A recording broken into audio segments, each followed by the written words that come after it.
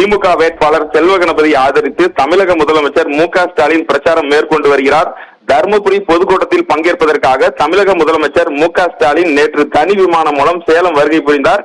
அவருக்கு திமுக வேட்பாளர்கள் மற்றும் முக்கிய நிர்வாகிகள் வரவேற்பு அளித்தனர். இதனைத் தொடர்ந்து தருமபுரி பொதுக்கூட்டத்தில் பங்கேற்று வாக்கு சேகரிப்பில் ஈடுபட்டார். அதனைத் தொடர்ந்து சேலத்தில் ஓய்வெடுத்த தமிழக முதலமைச்சர் இன்று மாலை கள்ளக்குறிச்சி மற்றும் சேலம் நாடாளுமன்ற தொகுதியில் போட்டியிடும் திமுக வேட்பாளர்களை ஆதரித்து பிரச்சாரம் மேற்கொள்ள உள்ளார். இந்த நிலையில் இன்று காலை முதலமைச்சர் மு.க.ஸ்டாலின் சேலம் கடைவீதி பகுதிகளில் நடைபயிற்சி மேற்கொண்டார். திமுக வேட்பாளர் செல்வ கணபதியை ஆதரித்து பிரச்சாரம் மேற்கொண்டு வருகிறார். இந்த பகுதியில் ஏராளமான கடைகள் மற்றும் வணிக நிறுவனங்கள் செயல்பட்டு வருகிறது. பொதுமக்கள் அதிகம் கூடும் இடங்கள் என்பதால் காலையிலேயே தமிழக முதலமைச்சர் உதயசூரியன் சின்னத்திற்கு தீவிரமாக வாக்கு சேகரிப்பில் ஈடுபட்டு வருகிறார். அப்பொழுது அங்கிருந்த ஆயிரக்கணக்கான பொதுமக்கள், வியாபாரிகள் முதலமைச்சரை சந்தித்து தங்களுடைய ஆதரவை அவருக்கு தெரிவித்தனர்.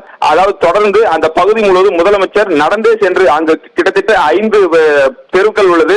அந்த வணிக நிறுவனங்கள் நிறைந்த பகுதிகளில் தமிழக முதலமைச்சர் தற்பொழுது நடைபயிற்சி மேற்கொண்டு திமுக வேட்பாளர் செல்வ கணபதியை ஆதரித்து பிரச்சாரம் மேற்கொண்டு வருகிறார். முதலமைச்சருக்கான ஏராளமான பொதுமக்களும் அந்த பகுதியில் கூடி வருகின்றனர். ஒவ்வொரு பகுதிகளுக்காக சென்று துண்டு பிரசுரங்களை வழங்கி செல்வ கணபதிக்கு ஆதரவாக தமிழக முதலமைச்சர் மு.க.ஸ்டாலின் தற்பொழுது பிரச்சாரம் மேற்கொண்டு வருகிறார்.